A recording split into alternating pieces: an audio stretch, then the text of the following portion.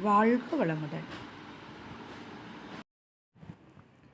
Hi friends, welcome to flower கின் ஃப்ளாக்ஸுங்க. இன்றைக்கி red colour coconut chutney பண்ணிடலாம். வாங்க வீடியோக்குள்ளே போகலாம். தேங்காய் அரை மூடி எடுத்துங்க, துண்டு துண்டாக கட் பண்ணி வச்சுருக்குறேங்க. அதோடு நம்ம ஒரு டீஸ்பூன் காஷ்மீரி மிளகாத்தூள் சேர்த்திக்கலாங்க. தேவையான அளவு உப்பு வந்துங்க ஒரு சின்ன ஸ்பூனில் ஒரு ஸ்பூன் விட்டுருக்குறேங்க. நைஸாக அரைச்சிட்டு வந்துக்கலாங்க. அரைச்சிட்டு வந்த பிறகு தேவையான கருவேப்பிலை ஒரு கீத்துக்கு கட் பண்ணி வச்சுருக்குறேங்க. வெங்காயம் ஒரு பெரிய வெங்காயம், ஒரு சின்ன வெங்காயம் 5-6 வெங்காயம் கட் பண்ணி போட்டுக்கிறேங்க. எல்லாம் ரெடி பண்ணிவிட்டு வரமிளகா 2 போட்டுக்கலாங்க தாளிக்கிறதுக்கு. நீங்கள் நல்லா காரம் வேணுன்னா 3-4 மிளகா கூட போட்டுக்கலாங்க.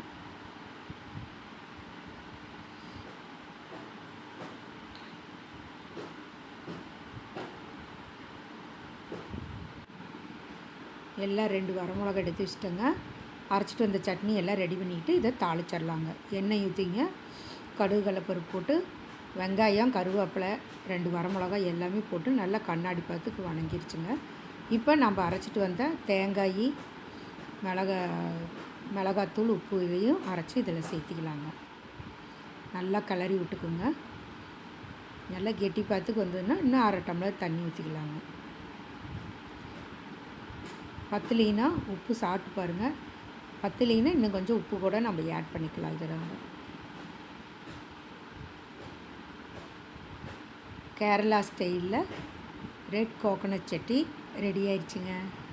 இந்த வீடியோ பிடிச்சிருந்ததுன்னா லைக் பண்ணுங்கள், ஷேர் பண்ணுங்கள், மறக்காமல் ஃப்ரெண்ட்ஸ்க்கெல்லாம் ஷேர் பண்ணிவிடுங்க. பெல் பட்டனை கிளிக் பண்ணுங்கள், கமெண்ட் பண்ணுங்கள், நீங்கள் எப்படி செய்வீங்கன்னு சொல்லலாம். Kerala style coconut chutney ready. இதுக்கு நம்ம தோசை சுட்டுக்கலாங்க. இட்லி, தோசை எதில் வேணாலும் வச்சுட்டு சாப்பிட்லாங்க. இன்னும் கொஞ்சம் கெட்டியாக இருந்ததுன்னா நம்ம சாப்பாட்டில் கூட பிசைஞ்சு சாப்பிட்லாங்க. அவ்வளோ டேஸ்ட்டு மிக்கதுங்க. சப்பாத்திக்குமே இந்த சட்னி நல்லா சூட்டாகும், சப்பாத்தி பூரிக்கும். நான் வந்துங்க சாதத்துக்கு இன்னும் கொஞ்சம் தண்ணி ஊற்றாமல் இன்னும் கெட்டியாக வச்சு சாதத்துக்கே பிசைஞ்சு சாப்பிடுவேங்க. நல்லா சுவையாகவும் இருக்கும், மணமாகவும் இருக்குங்க. சட்னி ரெடி ஆகிடுச்சுங்க. எடுத்து வேறு பவுலில் மாற்றிக்கலாங்க. அடுத்தது நம்ம இதுக்கு தேவையான எங்கள் வீட்டுக்காரருக்கு தோசைன்னா இந்த சட்னிக்கு வந்து தோசை வச்சு சாப்பிட்டா அவருக்கு ரொம்ப பிடிக்குங்க.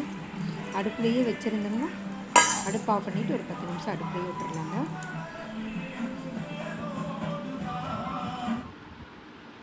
இப்போ நம்ம தோசைக்கல் வச்சு தோசை ஊற்றிடலாங்க. இதுக்கு வந்துங்க தோசை ஊற்றி சாப்பிட்டா எங்கள் வீட்டுக்காருக்கு ரொம்ப பிடிக்குங்க. அதனால தோசை தான் மூடி வச்சு மறுபடியும் திருப்பி போட்டோம்னா நல்லா இருக்குங்க தோசை. எடுத்து பார்த்துடலாங்க. நான் சிம்மில் வச்சுட்டு நாட்டிருக்குதுங்க. எடுத்து திருப்பி போட்டு பரிமாறிடலாங்க. நான் 2 தான் சாப்பிடுவேங்க. எங்கள் வீட்டுக்காரரு அவருக்கு தனியாக 4 தோசை சுட்டுக்கலாங்க.